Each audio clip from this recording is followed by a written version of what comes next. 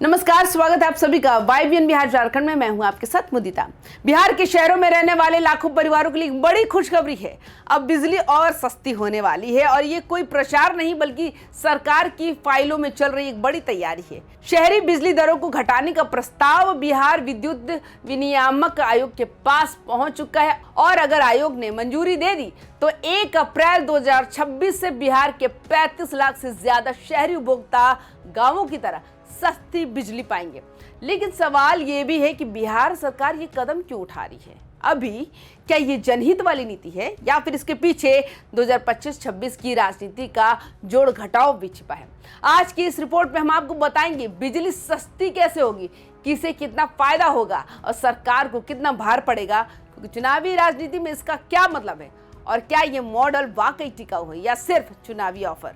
शहरी उपभोक्ताओं के लिए फिलहाल 2 स्लैब है। पहला स्लैब 0 से 100 यूनिट तक अनुदान रहित दर 7.42 रुपए प्रति यूनिट, उपभोक्ता दर सब्सिडी के बाद 4.12 रुपए प्रति यूनिट। लेकिन 125 यूनिट फ्री होने के कारण लोग यहाँ कोई भुगतान नहीं करते। दूसरे स्लैब की बात करें तो अनुदान रहित दर 8.95 रुपए, सब्सिडी के बाद उपभोक्ता को भुगतान 5.52 रुपए। अब बिजली कंपनी चाहती है कि शहरी उपभोक्ताओं में भी सिर्फ एक ही स्लैब हो, गांवों की तर्ज पर सिंगल स्लैब मॉडल लागू हो। इसका मतलब कुछ भी हो, शहरों की बिजली अब तक की तुलना में काफी सस्ती हो जाएगी।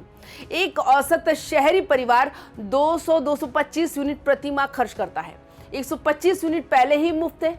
उसके बाद अगर व्यक्ति 100 यूनिट भी खर्च करता है तो प्रस्ताव लागू होने पर उन्हें लगभग 140 रुपए हर महीने की बचत होने लगेगी, यानी साल में करीब 1700 की बचत।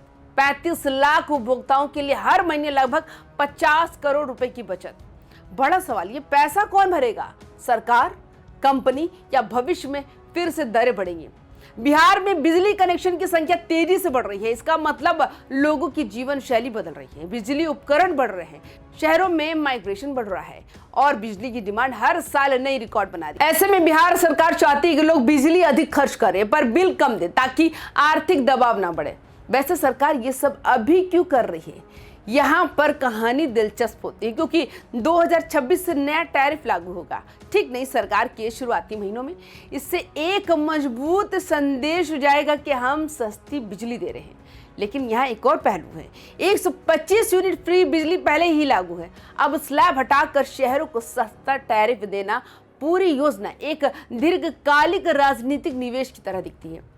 क्या ये बिहार की नई वोट बैंक पॉलिसी का हिस्सा है? इसका जवाब दोनों तरह से मिल सकता है। सवाल बड़ा और महत्वपूर्ण है। बिजली कंपनी को कितना घाटा होगा? राज्य सरकार इस सब्सिडी को लंबे समय तक झेल पाएगी? क्या भविष्य में बिजली दरें फिर से बढ़ेगी? बिहार में पहले भी बिजली सस्ती हुई है और बाद में अचानक बढ़ भी गई है। सारा सिस्टम सब्सिडी पर टिका है।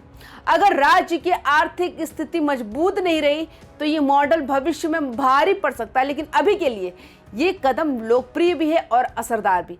शहरी उपभोक्ताओं को गांवों जैसे सस्ती बिजली, स्लैब की झंझट खत्म, हर महीने 140 से 200 तक की बचत और मीटर रीडिंग आसान, बिल का स्ट्रक्चर सरल।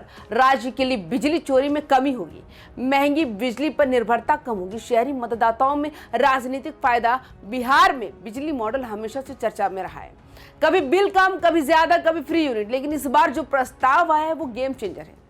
35 लाख शहरी उपभोक्ताओं पर सीधा असर होगा और राज्य की इकोनॉमी पर बड़ा खर्च, यानी फायदा भी बड़ा और चुनौती भी। अब बात है बिहार विद्युत विनियामक आयोग के पाले में अगर मंजूरी मिलती है तो बिहार के शहर आने वाले वर्षों में देश के उन राज्यों की कतार में खड़े होंगे जहां बिजली सस्ती है और उपभोग तेजी से बढ़ता है। क्या आपको लगता है ये बदलाव जनहित के लिए है या इसके पीछे राजनीति की बड़ी रणनीति है? कमेंट्स में लिखिए और ऐसे ही जानकारी के लिए YBN बिहार झारखंड को सब्सक्राइब जरूर करें। नमस्कार।